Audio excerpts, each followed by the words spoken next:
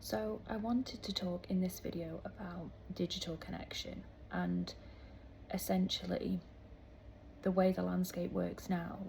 Young people, very young people who are teenagers who are then coming up to adulthood, and then you've got your 20s, your 30s, and people even in your 40s and 50s. People talk to each other online and it's so accessible through social media and things like that.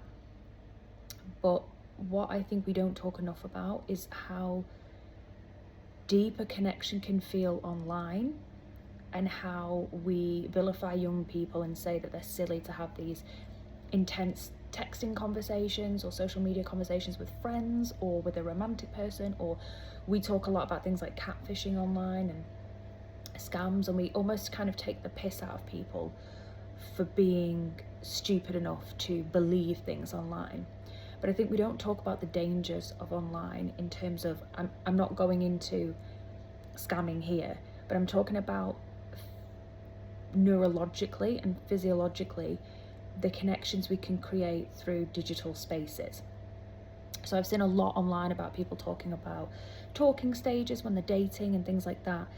And I think as human beings, our brains are amazing and they like filling in gaps.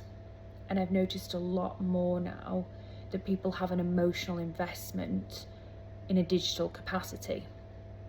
So I saw something a few weeks ago where a girl was saying advice she gives kind of to her single friends are, don't do the talking stage, like just arrange to meet, and if they don't want to meet, then get rid of that person. And I think it's quite solid advice in the sense that a talking stage can be quite interesting, it can give you a bit of information on somebody, and sometimes you want to do that before you arrange a date, see what they're like as a texter. I get that, but I think what's happened now is because we're kind of connection starved in society, we cling to digital connection and then we don't meet in the real world. So you're finding that a lot of people are wasting time, months of time texting people, and really 3 or 4 dates or 3 or 4 interactions would let you know if that's somebody you want to be friends with, somebody you want to date. I think there's so many platforms to kind of have just passive conversations. There's people that pop up in your life who you, through social media, will occasionally comment or have activity on your stories, but you're not meeting out in the real world. And I think that's a really important lesson. I think if you really want to build a connection, whether it's romantic, platonic, even a business opportunity, I think we need to go back to remembering that the absolute most important thing is face-to-face interaction. That will give you people's body language, that will give you their level of effort.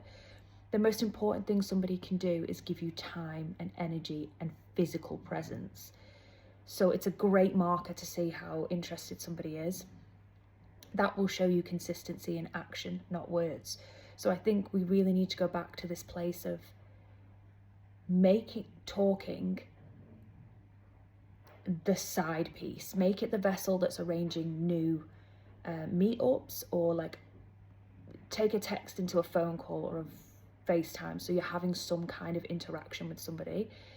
Don't rely on texting. So I think, for example, for women, if there's any confusion about whether somebody's interested in you romantically, see if you can arrange a date. If a date is not going to be arranged, this person is not interested, they just want some kind of ego boost. And I think as women, we fill in gaps. We have a great brain that's designed to go into caring mode, so we care for people. And I've seen a lot on the internet of people saying, oh, I'm confused because of this and this. The fundamental truth is, if you're not meeting in physical space, you have no connection. What has happened online is invisible. Same with friends. People can say they're a friend, but if they only pop up to like a story but they don't want to arrange a coffee, the reality check is digital interaction is not connection.